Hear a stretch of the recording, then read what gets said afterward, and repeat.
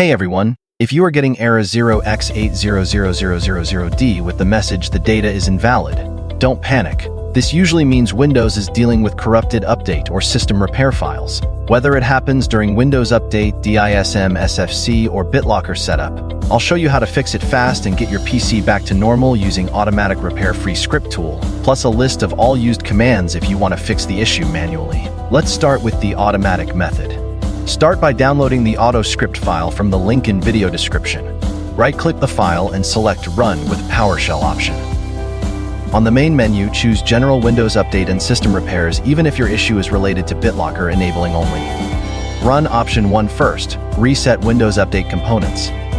This option stops update services, resets software distribution, and catroot 2, clears stuck bits transfers, resets WinHTT proxy, and starts services again. Use this when updates are stuck, repeatedly retrying or failing before install. After the reset, check for updates and install everything available.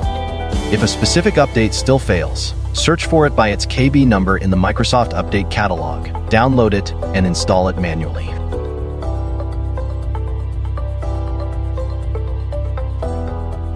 Next, run option 2 DISM SFC plus optional BCD boot. This repairs component store corruption and system files, which is one of the most common causes of the data is invalid. If boot or BCD integrity is suspect, accept the BCD boot prompt. Then run option 3, disk and file system repair. This performs scan checks and runs check disk tool with repair parameters. Use this when storage or file system issues may be corrupting update data. Run option 4, advanced servicing actions. This runs scan health and check health, and optionally revert pending actions when updates are stuck in a failed pending state. Run option 5 if standard DISM repair cannot find valid source files. This option uses a mounted Windows ISO and automatically reads image indexes from install.wim or install.esd. The script shows your installed Windows details including edition, build, architecture, and language. So you can match the correct ISO. It can then auto-select the best matching index and ask for confirmation before repair. Run option 6 to reset local Windows Update policy overrides.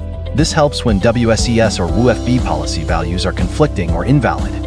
If none of the previous options works, perform an in-place upgrade. Download the correct Windows 11 or Windows 10 ISO that matches your installed edition and default language. You can find the official download links in the video description or in option 4 of the script.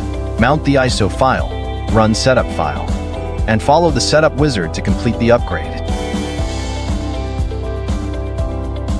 If the error appears during BitLocker enablement even after completing the previous options, go to the main menu and choose option 2 to open the BitLocker repair menu. Run BitLocker option 1 to repair and re-enable WinRE. The script detects disk layout, probes hidden or recovery partitions, locates WinRE.wim or WinRE.esd, sets the correct recovery image path, and enables WinRE with reagent C. Use option 2 to disable and re-enable BitLocker when protection state is inconsistent.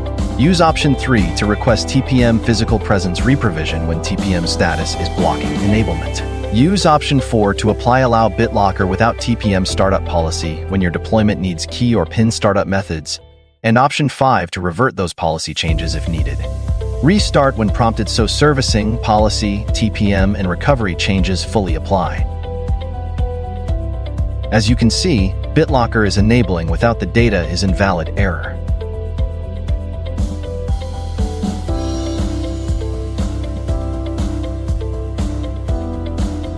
If you prefer manual execution, main menu option 4 provides ready-to-run command lines with real paths including policy commands.